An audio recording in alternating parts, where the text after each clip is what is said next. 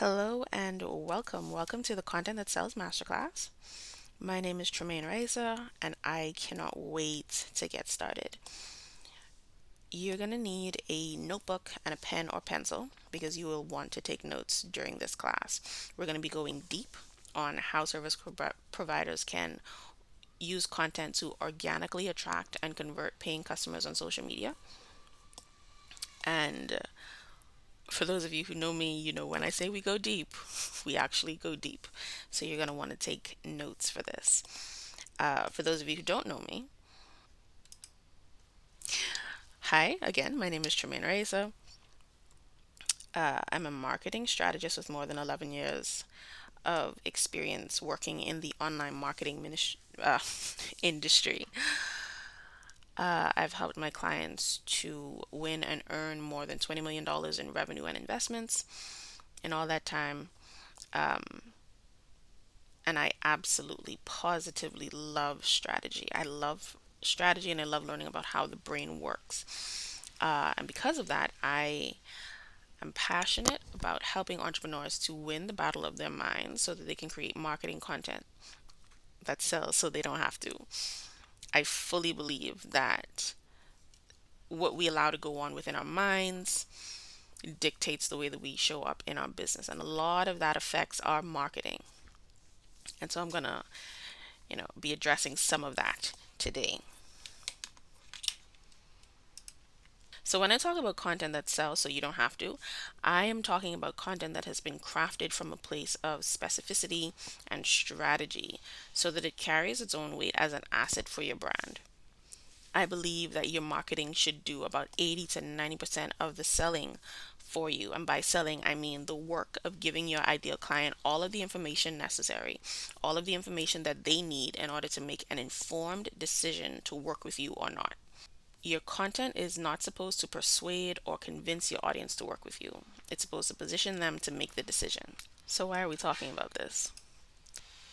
One, because your business marketing should be an active asset. It should not be a liability to your business. Your business's marketing should make your company money, not cost your company money. And the best way to do this is to understand what needs to be put into your content in order to make it work organically. And organically is simply without you having to put money or a ton of effort behind it. Two, content runs the internet. Every blog post, every photo, every meme that you see on the internet is content. And without content, the internet would not exist. Without content, your business does not exist in the online space because that is how you show up on the internet. Three, content builds your brand reputation. It's similar to the points that I made before. Content is how you show up in the online space. If you're not building content, if you're not creating content, you're not putting content out there, you're not building your brand reputation. You're not letting people know what you stand for. You're not letting people know that you exist. You don't exist in the online space without a content footprint. And when you're not creating content that positions you as the expert, that serves your clients' needs, you're you're not only not building your brand reputation, you're actively damaging it. And so all of this is important to take into consideration when you think about content and what content is supposed to do.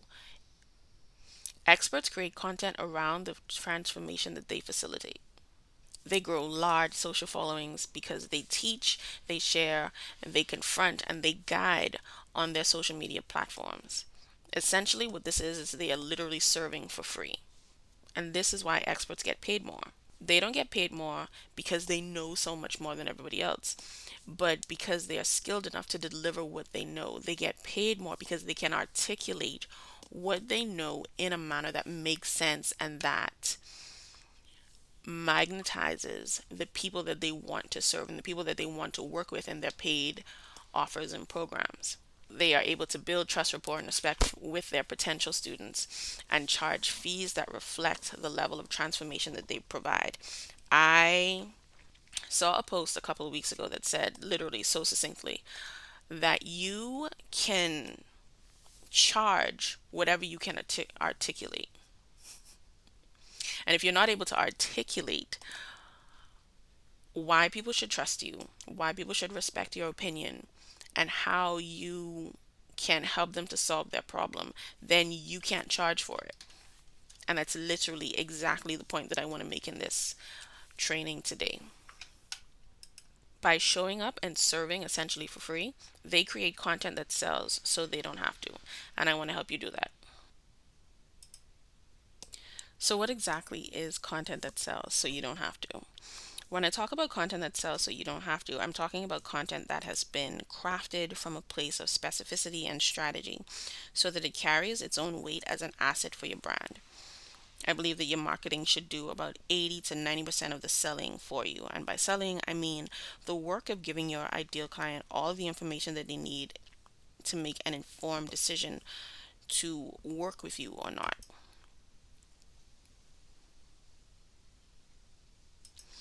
Your content is not supposed to convince your audience, and it's not supposed to persuade them to work with you. Your content is literally supposed to position them to make the decision. It's literally giving them all of the information necessary in order for them to make the decision on their own. Your content should introduce your audience to the core problem that they're facing. It should articulate all the ways that the symptoms of their problem is affecting their life. It should shine a light on the thought processes, the considerations, and the decisions and the cycles that encourage their struggle to exist and that keep them in the place of pain. Your content should paint the picture of what exactly is needed to experience the change they desire, what exactly they need to do, what exactly they need to change, what exactly they need to reconsider about themselves, about their life and their business. Your content should also build their confidence in their ability to do the work necessary, because it's one thing to tell somebody all of the things that they need to do in order to get the solution that they want. It's a completely different thing to build their confidence and help them feel and know that they can do those things. And lastly, your content should open them up to learn more about how they can start that journey. By focusing your content on these objectives, you create content that is subjectively neutral instead of selling focused and inherently biased in favor of your business. Most of the content that we create as business owners are inherently biased in favor of our business. It's focused on our business and what we've done and who we've helped, and why people should care and what our offers are and how they can get started and what our prices are, etc., etc., etc. And there's a place for that stuff in your marketing strategy. There's a place for that, but it cannot and it should not be the entirety of what we're putting out in the online space, because again,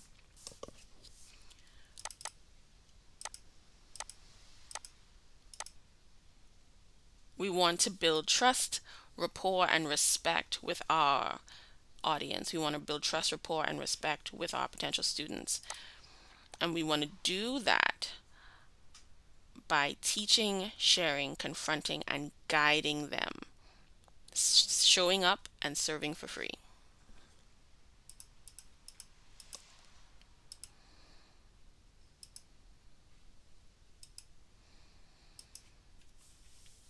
When we're presented with overly salesy content, we tend to put up internal barriers to keep ourselves from having to spend money on something that we're not 100% convinced that we even want. So we come up with objections to the claims and the promises that the sellers are making to us, because we don't want to be convinced, and your dream client doesn't want to be convinced.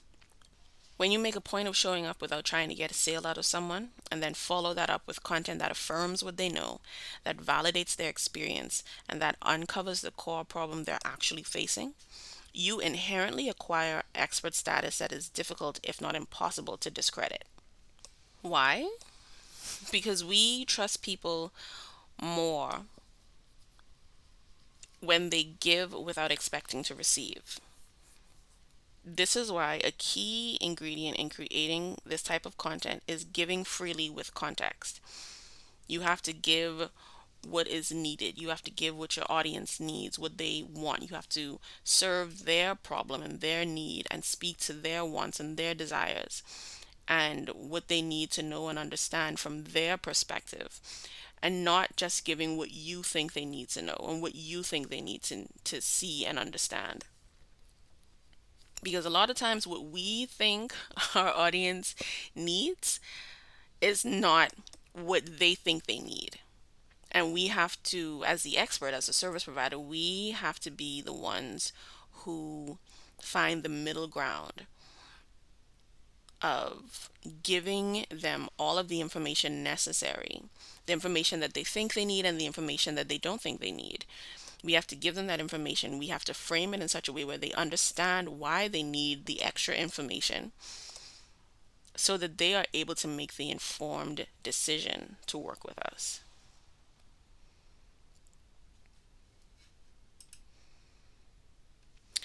And so I know this is a big shift from what you're used to hearing, because all the other experts are saying, show up and give a call to action and sell, sell, sell. But the way that I've gotten my clients the results that they've gotten is by selling through the serve, by showing up consistently and giving their audience what they need to know in order to work with them. The work and the study that I've done over the last few years has taught me that people engage more and buy more when they don't feel pressured, when they feel like the decision to opt in is their choice, and when they feel like they've partnered with their coach or their consultant on their journey. As a service provider, as the expert, we have to enable informed consent. Because let's think about it. How do you feel when someone tries to get you to make a decision without giving you all of the information? Annoyed? Suspicious? Frustrated? Imagine being invited to a family gathering at a relative's house, but no one wants to tell you which relative. No one wants to tell you what time it starts or what time it's going to stop. Nobody's saying who's cooking or what the gathering is even for. And let's say after you've, been reluctant to say whether or not you're going to show up, you have different family members, invite themselves to your chat, or they're calling you on the phone and everybody's trying to convince you to show up and go to this family gathering. And just to make everybody shut up and just to keep the peace, you finally relent. And so on the day of, a family member picks you up and you find out that the gathering is actually at a relative's house, a relative who has never liked you and made absolutely no effort to hide it. When you were around, when you weren't around, when your parents were around, they just never made an effort to hide it. And not only is this event at this relative's house, but all of the men in the family were assigned to cook. And so the food is, it looks suspect and it smells it's all smelling very spicy. And because you didn't drive, you can't leave when you want to, and your social battery runs out within like 5 minutes.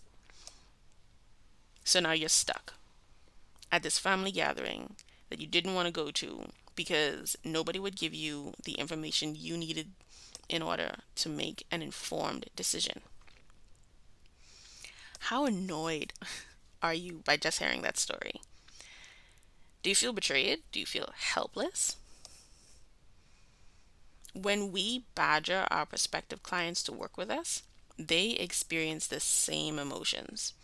Nobody wants to be forced to spend time with somebody that they don't know, doing something they don't want to do, and they only agreed to it to get somebody to shut up about it. This is why creating content for informed consent is important. Creating marketing content that empowers informed consent eliminates that struggle. It builds trust with your audience and it keeps them in the seat of power where they should be until they make the decision to hand that power over to you.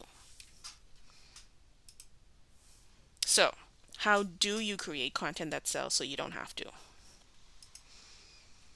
Here's my 4-step process. Number 1, clarify. Number 2, contextualize. Number 3, conceptualize. And number 4, collaborate.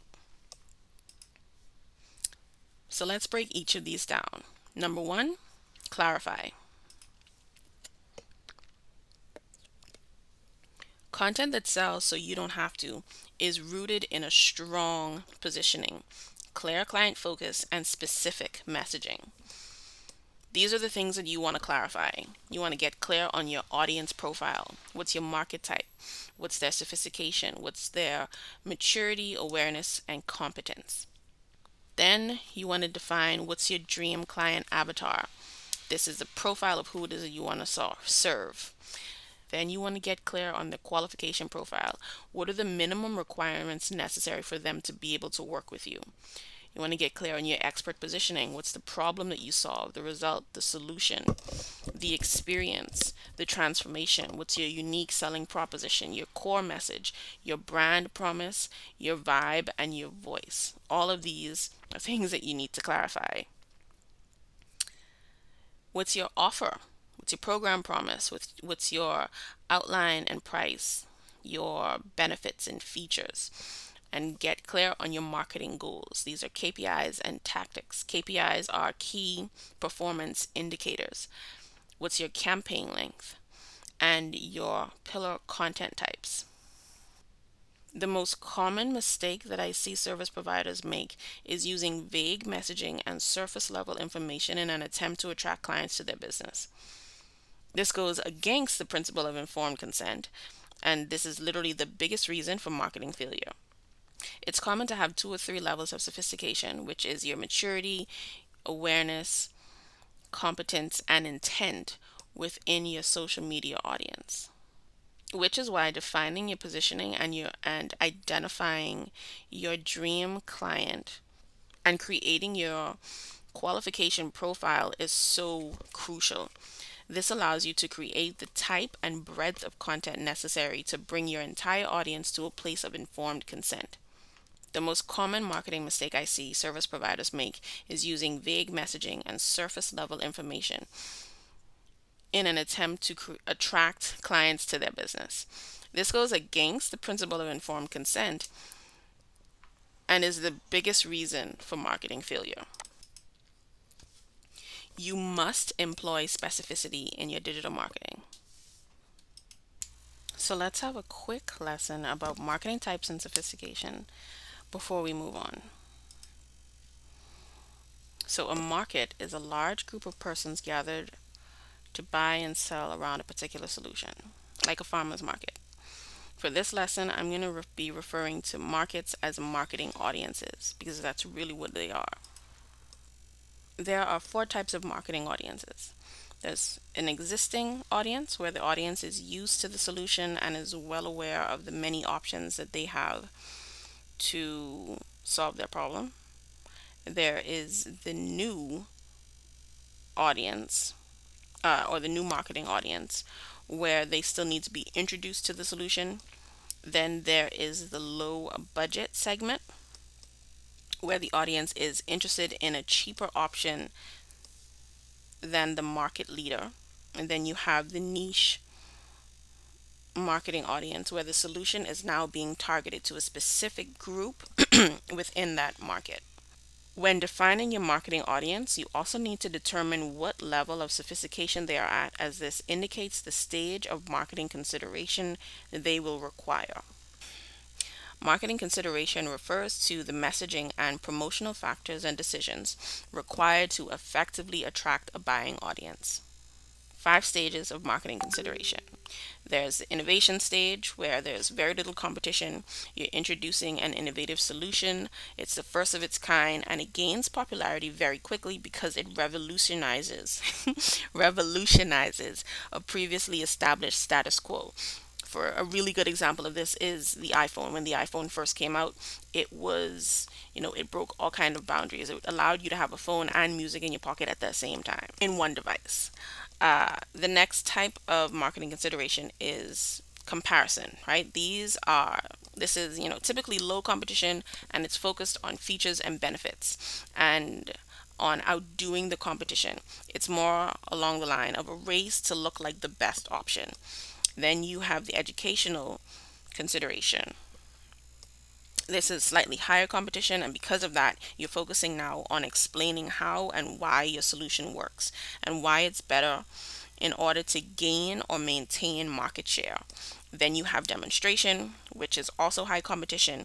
And because the competition is so high, now the focus is on showcasing your features. It's on advertising how those features of the product benefit the consumer. This is why you see a lot of home cleaning commercials, like those vacuum commercials and the dish soap commercials. They're demonstrating how and why their product is better than the other products in the market. Then you have the adding value level, which is a place of high competition. And right now, the focus is on your consumers' wants and needs. In this stage, the focus is on addressing your consumers' wants and needs, validating their experience, making sure that they know and understand that they are at the center of why your business is in business. It's really important for you to understand these marketing consideration stages, because this is going to help you to understand where your focus needs to be and the types of activities that your marketing needs to include, relevant to the level of market sophistication, which is what we're going to go into next. So your market sophistication refers to the level of maturity, awareness, competence, and intent of your marketing audience. There are three levels of market sophistication. There's low, which is, you're dealing with a beginner audience. They don't know as much, they don't have as much exposure to the solution or to understanding the problem, so they require simple concepts. They have low knowledge and low competence around their problem and solution and your solution. Then you have middle or mid sophistication, intermediate sophistication. This is an intermediate audience. They have about median interest in what it is that you're selling. They have median interest in solving their problem. Um, Low awareness, median competence. And you have high, which is a highly skilled audience. They have expert level interest, so they're interested in expert level content. And they're very, very aware. They have a high level of awareness. Not properly assessing the market sophistication of your industry is going to damage your reputation and your ability to market your solution effectively. Most companies operate from a lower level of market sophistication than they should. They're targeting a lower level of market sophistication than they should. And because of this, a lot of times the marketing that they're creating is not as effective as it needs to be, primarily because it's focused at the wrong audience. And they're not seeing the gains and the return on their investment from the energy that they're putting into their marketing, because they're not targeting the right level of marketing sophistication. Once you find the level of market sophistication that you should be addressing, you can create your messaging or adjust your messaging and adjust your marketing accordingly.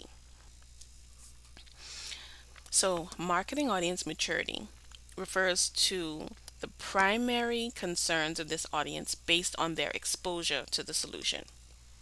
A savvy service provider can use a quote unquote saturated market, which is one that has a high exposure to a wide variety of solutions to their audience's problem. They can use that to their advantage by taking into consideration what your marketing audience has access to from the other companies who are targeting the same audience. You are able to determine their maturity level and understand what your marketing needs to include or not include to be most effective. So there's four stages of market maturity. There's survival, quality, convenience, and customization. Survival is an immature market. It's low exposure to a solution. Audience is struggling to figure things out and is focused on that level of activity. They're just focused on figuring things out. That's information gathering. Then you have quality, which is a median maturity, right? They're intermediate exposure to the solution and to some related education. This audience is concerned with seeking greater quality in their services and procedures. So they've gathered the information and they've put it into practice, and now they're looking for better quality. They're looking for a higher level of information. They're looking for better services. They're looking for tips and tricks on how to improve on what they've already done. Then you have convenience, which is, this has a high exposure to solution options. The audience is concerned with saving time and energy. They're concerned with elevating their quality of life or business. And then you have the customization, which is the highest level of market maturity. This audience has a high level of exposure. They have a high level of awareness. They're fully mature. They are primarily concerned with satisfying their individual tastes or desires and having enough time to specialize on the things that they want to do.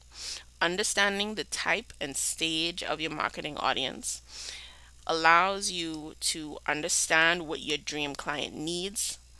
It allows you to position your offer effectively. It allows you to correctly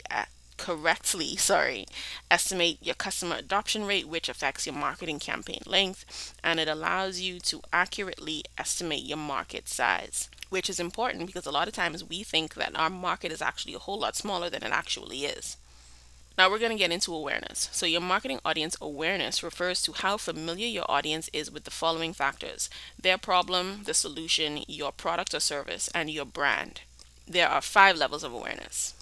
There is unaware, where they have no idea that they have a problem, no idea of your brand, no idea of your solution, no idea, none of that. Then you have problem aware, which is they are aware of the problem but not the solution. Solution aware, where they are aware of the possible solutions to their problem. Product aware, where they are aware of and comparing your service among others or against others. And then you have most aware, where they are ready to be made aware of your specific offer. So they are ready to make a decision. And that's the place where you want to get your ideal client. You want to get them to the place of being most aware, where they are able to be, or where they're ready to be made aware of your specific offer. Here's a question. So ask yourself what level of awareness your dream client is at when they start a dialogue with you. That's the place that you want to focus on. You want to speak to the core problem, the core thing that they're struggling with at that level of awareness. And when you do that, you create content that exposes their thought processes and calls attention to the symptoms that they're experiencing and shifts their beliefs around that thing in order to get them to understand what the core source of the problem is and make it clear that you have the capacity as a service provider, as somebody who wants to help them through it, that you have the capacity and insight to diagnose and to guide them through that transformation. Next is competence. So competence refers to your marketing audience's level of skill and knowledge around their problem. The higher the level of your marketing audience's competence around their problem and even your solution or the solution or a solution to their problem, the less educational your content needs to be. Identifying your audience's level of competence saves you time and energy in planning and creating content because it forces you to focus on only creating content that actively prepares your dream client to make the informed decision to work with you. And when you're doing that, you're not wasting time creating content that does not move your dream client toward that goal. So ask yourself, how much does your audience know about their problem? Are they aware of what the real problem is, or are they still, struggling to figure out what the real problem is? How have they tried to solve their problems? What are the things that they're doing in an attempt to solve or mitigate the problem? What skills have they developed or are they using in an attempt to solve their problem or that lend themselves to your solution? Ask yourself these questions and really take a minute to write down your answers. It is going to benefit your content creation 100%. And this is necessary in order to create content that sells it. You don't have to. All of the other steps 2, 3, and 4, all build on this step. And that's why we're taking the time to go through these things. So there are 3 levels of competence. Two levels of competence, sorry. There's low competence, where your audience needs lots of educational content, and they're not 100% sold on what the problem is, what the problem is, what the solution to that problem is, and why that's the solution, why that's the problem, and why they need it. So they're not sold on the what or why, and so you're going to spend a lot of time at this stage doing a lot of educating, a lot of clarifying. Then you have the level of high competence, right? And this level needs very little to no educational content. They are clear on the what on the why, and they're interested in the how. They're interested in, if they are interested in the why, they're interested in it at a much higher level than the other level of competence. And so they're primary interested in the how they can get started, how this is going to benefit them, that sort of thing. Next, last, we have intent. And intent refers to how likely the consumer is to act on the marketing they are exposed to. This is the missing piece that even the most skilled marketers miss. It's really easy to kind of assume this and to miss it altogether because you focus on the maturity and the awareness and the competence. But you could focus on all three of those things and still not have a product or an offer that your ideal client wants to buy because they don't have the intent for it. So, intent refers to how likely the consumer is to act on the marketing they are exposed to. This primarily deals with how high of a priority the problem that you are solving is to them. So, we've got two levels of intent. There's high intent, and this is typically when you have a problem that is very, very much high priority. Um, they're very much typically this audience is very highly aware of the problem and they're highly aware of the solution, right? And if you can determine whether or not your audience is in the right stage of awareness, this is where you can begin to make an offer. You can begin to craft content around your offer once you make sure that they are at the right stage of awareness for it. Think about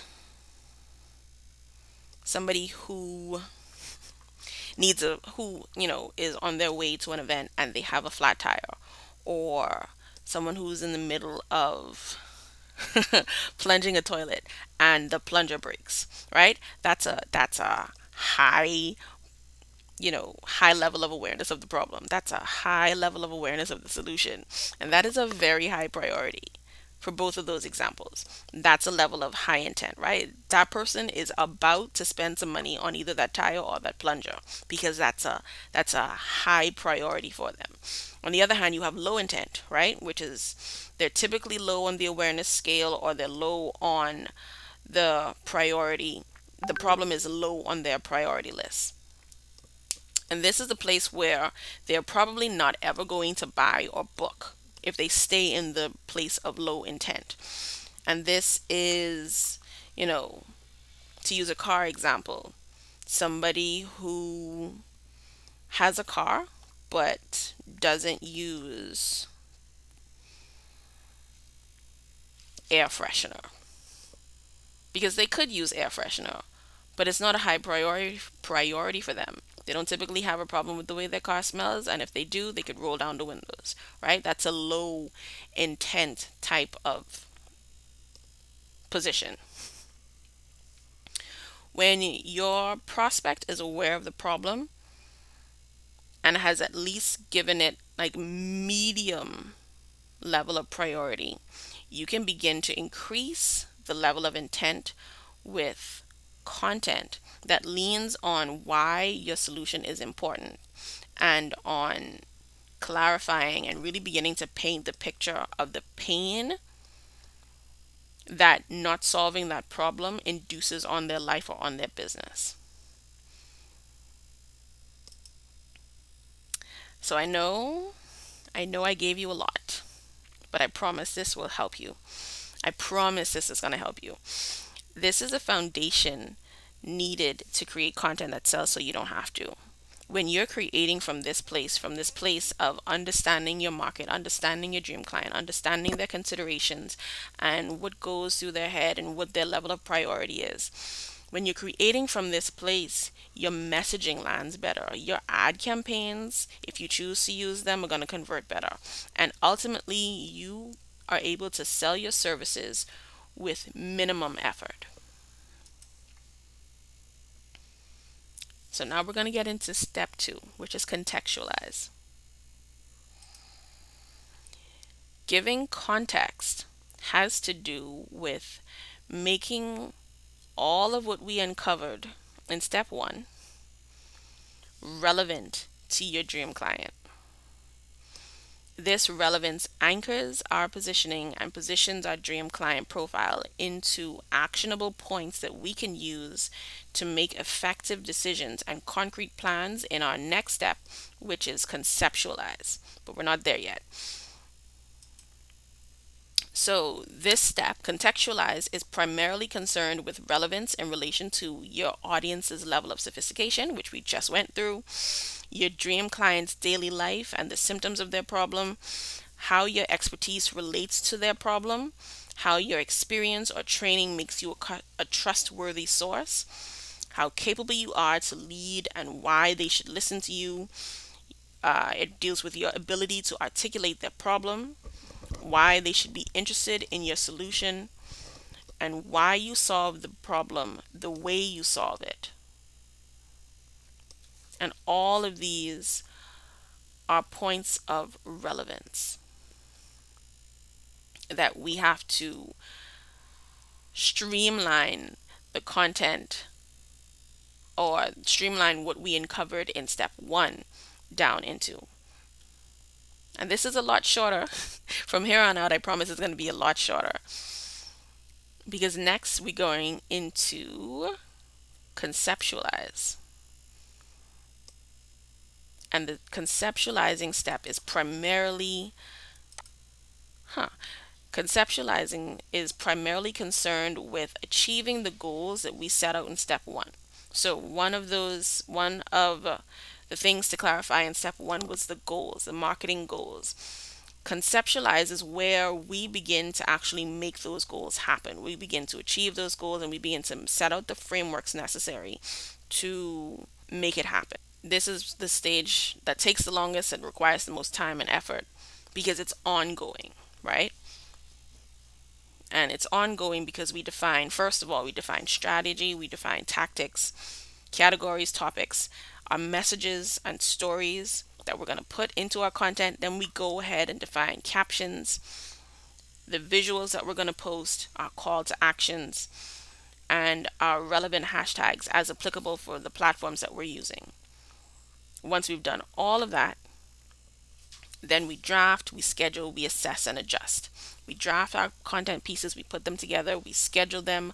Once we have approved them or sent them, we draft our content. That's the image, the caption, the hashtags, call to action, all of that. Draft those, we schedule them across our platforms. And as they go out, we look at the analytics, we look at the data, we look at the response that they're getting and assess it, and then we adjust accordingly. The decisions made in the marketing goals section of step one are explicitly applicable here. And we use the content defined in step two, which is contextualize, to ensure that the content we draft in this stage is in line with those goals. This stage is where we begin to draft our content. So the content pillar types and campaign lengths that we, again, set out in step one are necessary to plan effective marketing content that does the work of selling so we don't have to. Experts don't sell, they extend invitations to collaborate. And that's our last step. Collaboration. In this final stage, we are focused on creating content that invites your dream client to the table of solution. If your content has done a good job of preparing them to work with you, at this stage, this content yields high levels of conversion, that's sales and bookings, without you having to actively be a part of the process for about 80% of it. By this time, your content should have introduced your audience to the core problem that they're facing. It should have articulated all the ways the symptoms of their problem are affecting their life. It should have shined a light on the thought processes, the considerations, the decisions, and cycles that encourage their struggle and keep them in the place of pain. Painted the picture of what exactly it is that they need to do in order to experience the change that they desire. Built their confidence in their ability to do the work necessary to give them the life that they desire and pursue the transformation, and it should have opened them up to learn more about how they can start the journey. The content in the collaborate stage is all about presenting your offer as the next logical step in the path that they are already on. This is where your content can get slightly more offer specific, right?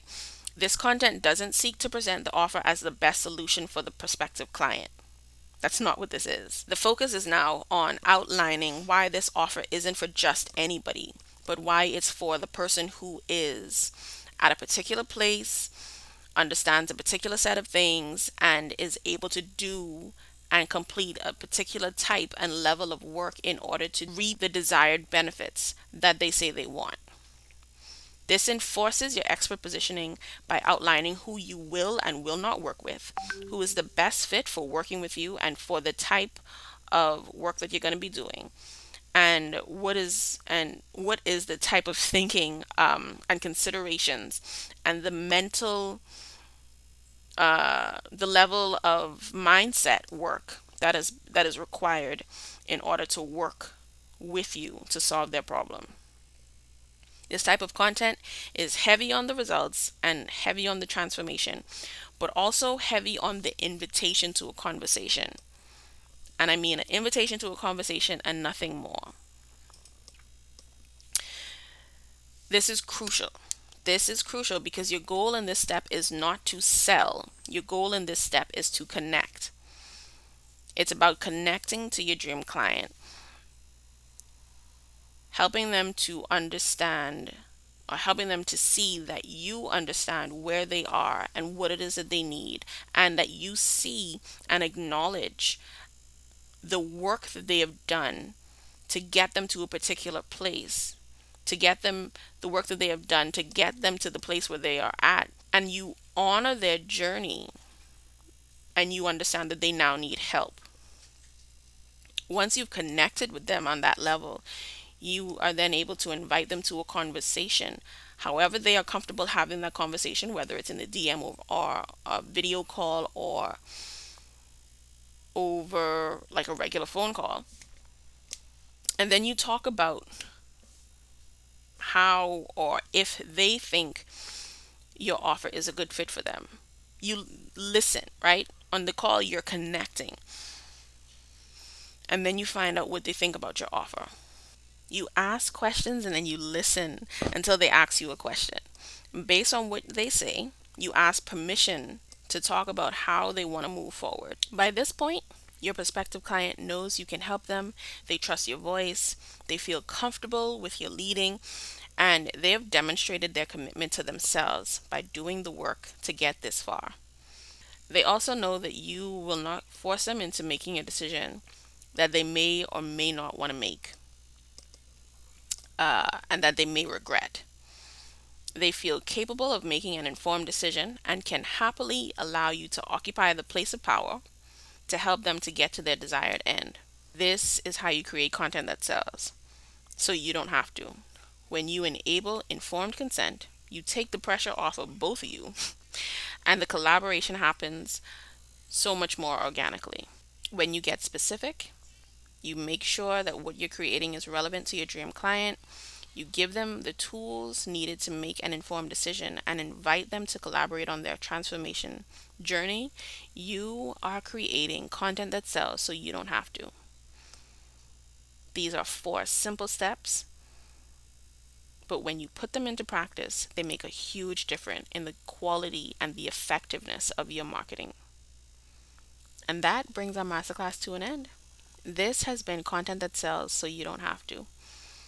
I hope that this has helped you. I hope that you have a greater level of appreciation of what goes into strong marketing, and that you feel equipped to go forward and actually make use of this information. Thank you for watching and have a great day.